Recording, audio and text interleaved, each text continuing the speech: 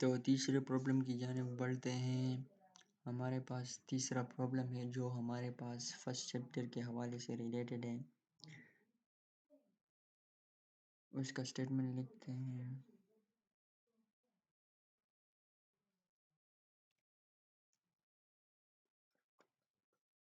If the marks obtained by a student in 5 subjects are input through the keyboard, के एक student है, उसने 5 subject में marks लिए हैं और वो जो है ना वो यूज़र एंटर करता है, ठीक है ना, कीबोर्ड के ज़रिए।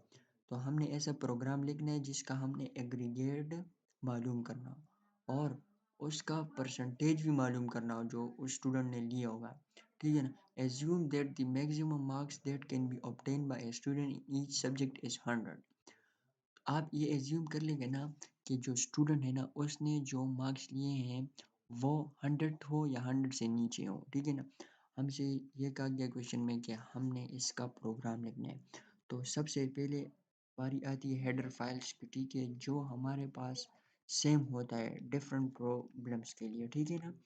तो ये हमने ज़रूर लिखना होता है,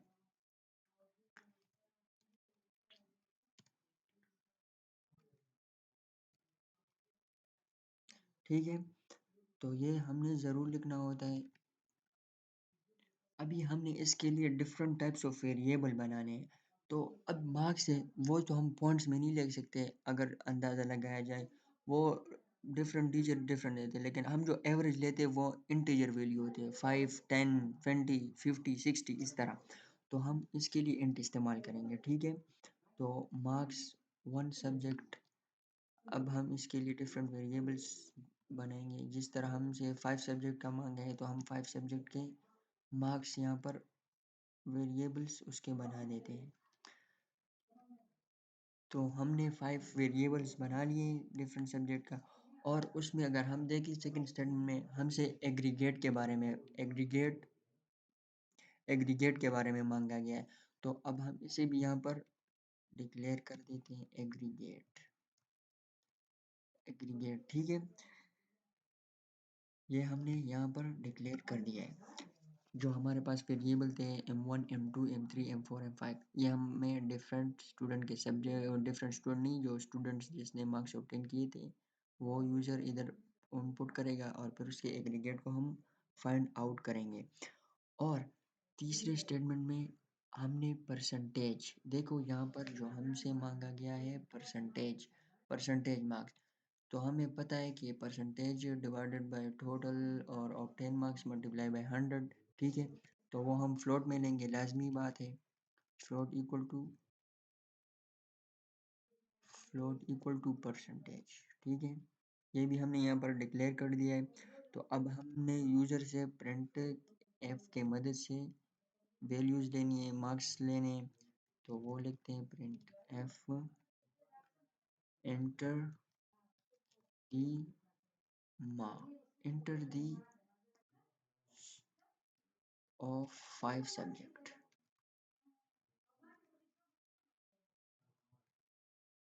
ठीक है।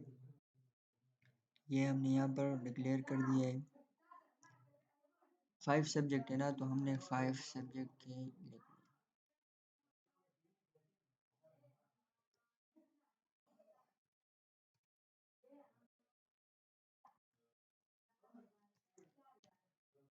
ये हमने अब यहाँ पर यूज़र को शो कर दिया है, ठीक है ना।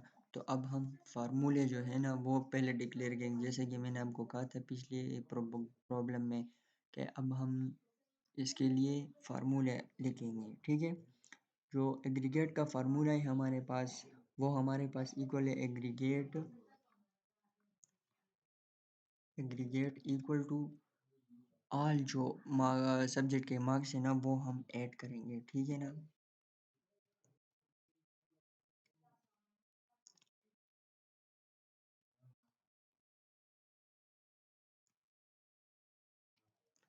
ठीक है।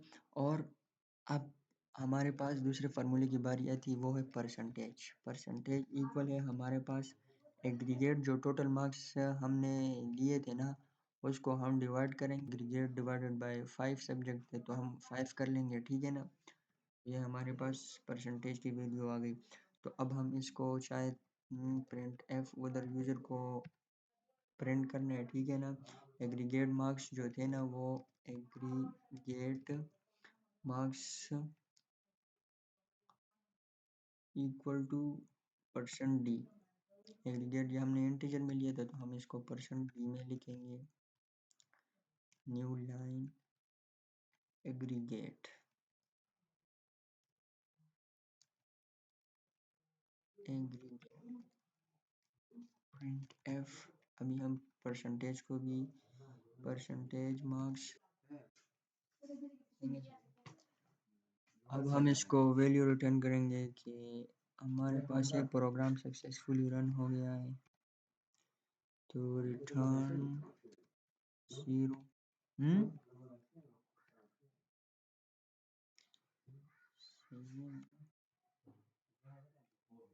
कंप्लीट हो गया है, ठीक है ना। तो अब इसे रन करते हैं।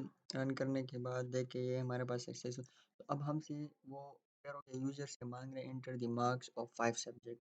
तो फॉर एग्जांपल मैंने एक सब्जेक्ट में 50 लिए हैं, सब्जेक्ट में 60, 80 और 90 लिए। और तो अब देखें वो एग्रीगेट मार्क्स जो हमारे टोटल मार्क्स थे वो हमारे पास अपेयर हो गए और फिर उसका परसेंटेज हमारे पास अपेयर हो गया। हमने 5 सब्जेक्ट के मार्क्स एंटर किए और सी प्रोग्रामर जो है उसने हमें आंसर दे दिया, आउटपुट। तो यही है कि आप प्रैक्टिस करें, ठीक है।